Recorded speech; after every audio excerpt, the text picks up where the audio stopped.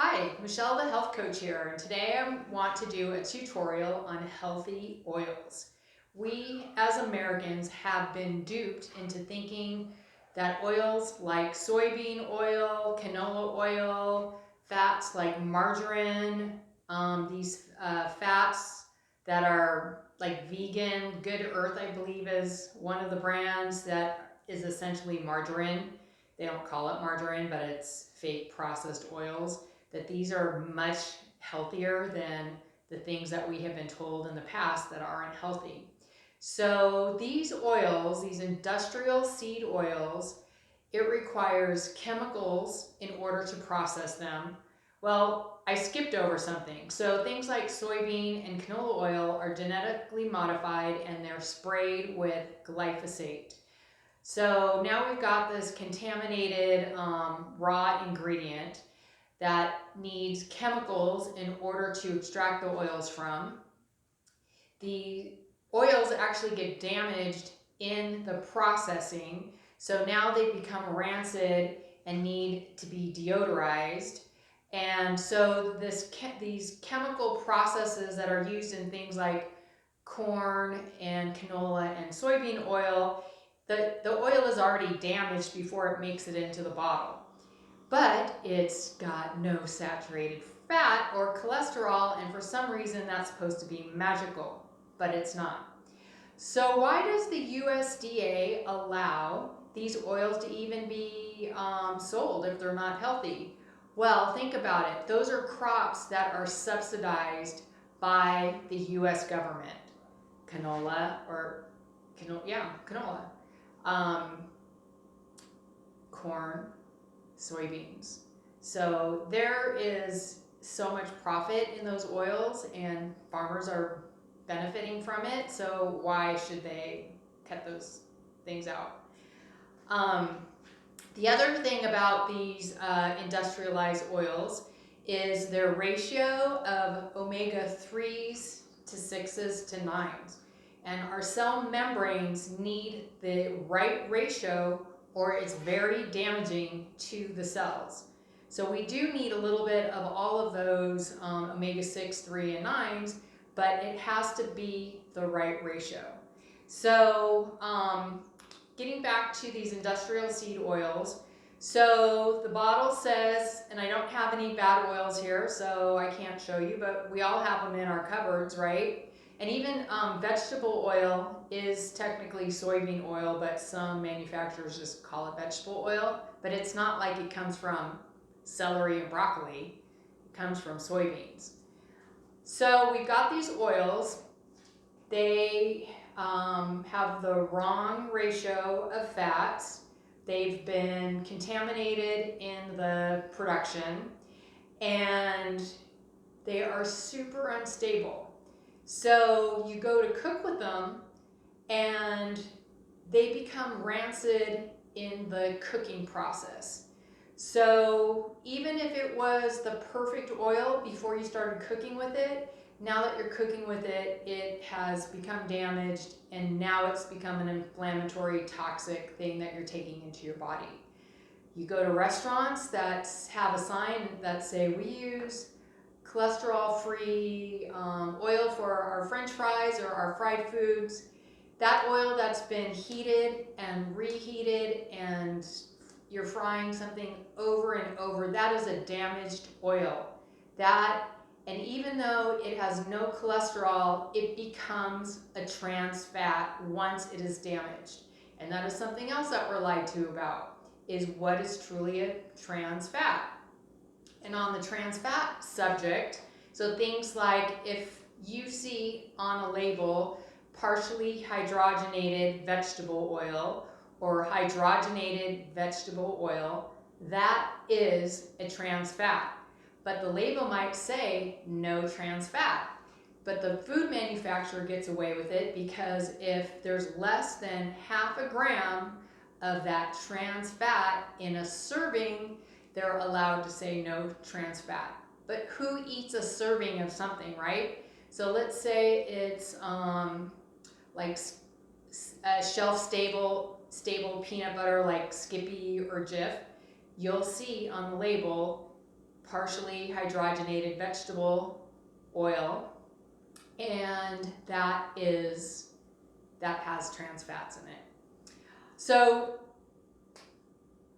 let's talk about what good fats are.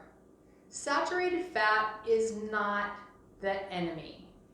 And also, there's a difference between saturated fats from animals and saturated fats from coconut oil. Coconut oil has gotten a bad rap over the last few years. It's continually in the news. And if you look at articles and if there's any kind of research associated with those studies, you usually, if you follow the money trail, those studies are usually done by the food manufacturers that favor those processed oils. So there's that. All right, so my favorite oils and fats to cook with, and I forgot to take butter out, but we'll just throw grass-fed butter out on the table. So grass-fed butter is an excellent fat to cook with. It has a high smoke point. So when you see smoke coming up from your pan, then you've damaged the oil. If your oil or your fat turns brown, you've damaged the oil, even if it's one of these good fats that I'm talking about. But if you've got the right temperature, if you're using it for baking, grass-fed butter is an excellent choice. Another favorite fat of mine is ghee. Now, I've been buying this from Costco. It's a big container. Probably the last container lasted me about 6 months, and this is maybe like $24 for this size. And I just scoop out a little bit into a smaller container that I keep in my kitchen, and I keep the big one in my pantry. But ghee, it's great for people that are lactose intolerant and can't handle butter, because what ghee is, it's clarified butter. All the milk solids are taken out, and this is actually shelf stable, so you don't have to keep that in the refrigerator. I made a grilled cheese sandwich the other day, and I used this instead of butter because this was nice and soft, and it was gluten-free bread. Just calm down, everybody. And grass-fed cheese. So I used the ghee, and my bread was so crunchy. It was so good. So I love ghee. I make steaks in it. I cook hamburger patties in it. It's super versatile. The only thing, like when I do eggs, the eggs stick in my non-stick pan. So I just went back to butter for the eggs, but everything else I love that you would use butter for, you can use ghee for. My next favorite oil is avocado oil. It has a really high smoke point, and it I want to say 400 or 500 degrees. And avocados are very minimally processed because it doesn't take much to squeeze an avocado for the oil to squeeze out. So there's not really much they have to do to it. And so I love avocado oil for cooking. And I also like it for baking because it has a really neutral flavor. So if you have recipes that require vegetable oil or canola oil in your baking, I just always use avocado oil. And I buy this at Costco as well. This is Chosen Foods brand. Sometimes they have another brand, but this is the one that I get. Then olive oil I love olive oil. I like to buy it in small containers. Olive oil gets rancid very quickly. So really, you want to buy a smaller amount that you can use up in a short amount of time. I never buy olive oil at the grocery store. There have been countless reports that have come out that these big brands are cut with cheaper oils and they're not 100% olive oil. So I always buy organic, and I usually buy these from Italy or Spain or Greece or something from Trader Joe's. And olive oil has a really wide variety of flavors. So some are peppery, some are buttery, some are spicy. Some are kind of neutral, some are floral. It just depends on the kind of olive that it's made with. I'm really missing my Global Gardens oil, which I used to get in Santa Ynez, and I'm hoping to get there in the next few weeks and get some oils from there, because they're excellent and they're organic. Another oil that I use on a regular basis is MCT oil, which is derived from coconut oil.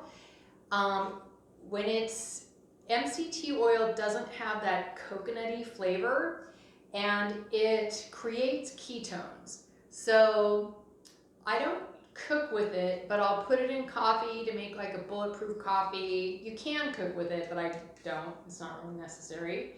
You can use it in salad dressings. And what MCT oil does is it gives you a boost of energy. In your stomach, it absorbs straight into your stomach, it goes to your liver and produces ketones. So this is great for people on a ketogenic diet, or if you need like a boost of energy during the middle of the day. You can either put it on your salad, you can put it on vegetables, or you can put it in your coffee, which it has no flavor, so you're just getting the benefits of the good fats.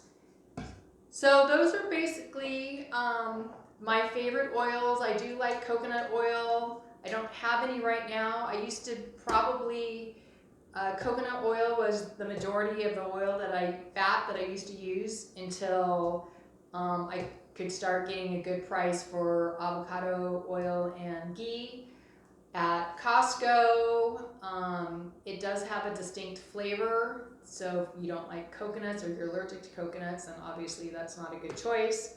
I'm going to put a link to an article that I wrote a couple years ago, more in detail. It does have some citations to back up what I'm saying, but I really want to get that message out there that these fats are way more healthier than what we've been brainwashed to think. Oh, and there's some other good fats that I almost forgot to tell you. So things like lard, tallow, suet, duck fat, these fats from naturally raised animals are super healthy for you. They're amazing for your cell membranes, for your energy, for your skin. So don't be afraid of those fats if you get a hold of them, from a farmer's market or a health food store. Those are way superior than these industrial fats that are made in a lab.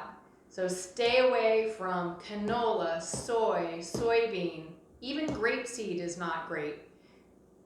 And I hope that you'll try out these oils and these fats, and you'll be healthier, and your hair will be shinier, and your skin will be glowing, and